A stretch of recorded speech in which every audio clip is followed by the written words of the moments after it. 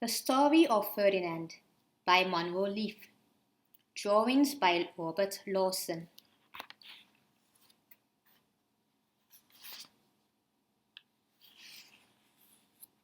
Once upon a time in Spain, there was a little bull, and his name was Ferdinand.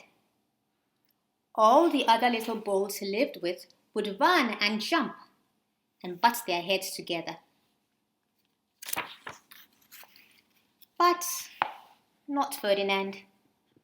He liked to sit just quietly and smell the flowers. He had a favorite spot out in the pasture under a cork tree. It was his favorite tree, and he would sit in its shade all day and smell the flowers.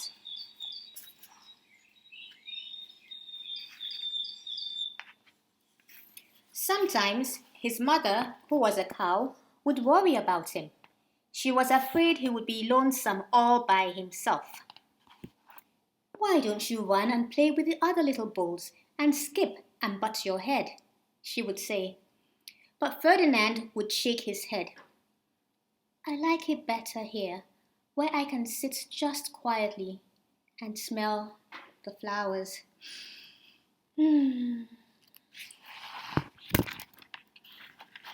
His mother saw that he was not lonesome, and because she was an understanding mother, even though she was a cow, she let him just sit there and be happy.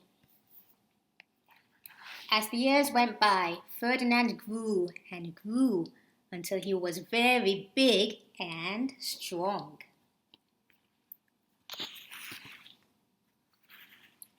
All the other bulls who had grown up with him in the same pasture would fight each other all day. They would butt each other and stick each other with their horns. What they wanted most of all was to be picked to fight at the bullfights in Madrid. It says bullfight at the stadium, Madrid.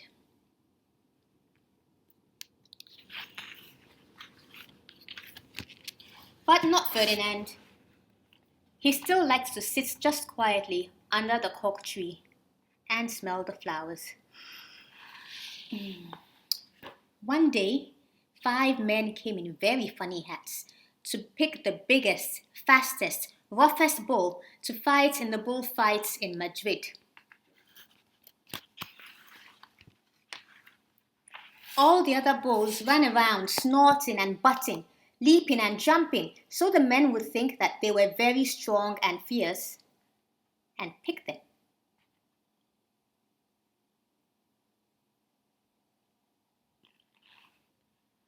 Ferdinand knew that they wouldn't pick him, and he didn't care. So he went out to his favorite cork tree to sit down.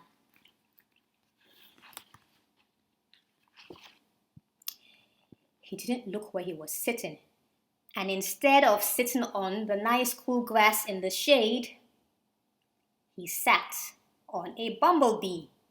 Well, if you were a bumblebee and a bull sat on you, what would you do? You would sting him. And that is just what this bee did to Ferdinand. Wow, did it hurt? Ferdinand jumped up with a snort. He ran around puffing and snorting, butting and pawing the ground as if he were crazy. The 5 men saw him and they all shouted with joy, "Hooray! Hooray!" Here was the largest and fiercest bull of all, just the one for the bullfights in Madrid.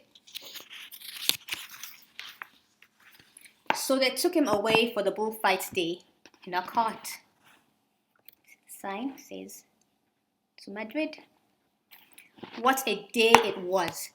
Flags were flying, bands were playing, and all the lovely ladies had flowers in their hair.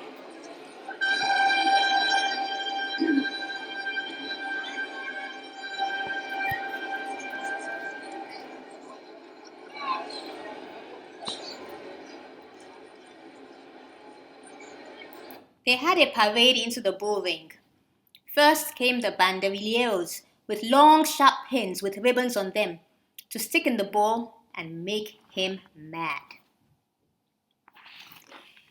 Next came the picadores, who rode skinny horses, and they had long spears to stick in the bull and make him madder.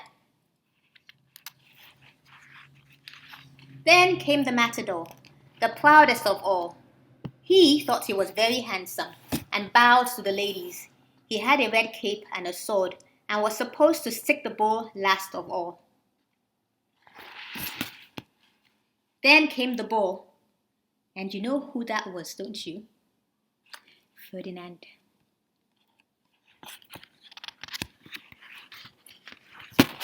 They called him Ferdinand the Fierce, and all the banderilleros were afraid of him, and the picadores were afraid of him, and the matador was scared stiff.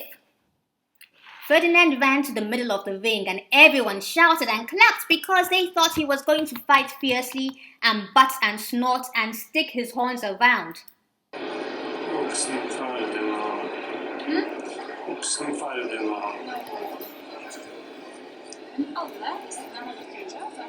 What?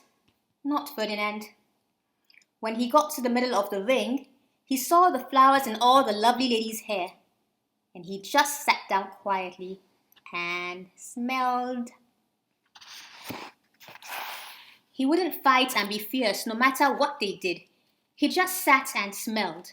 And the banderilleros were mad, and the picadores were madder, and the matador was so mad he cried because he couldn't show off with his cape and sword. So they had to take Ferdinand home.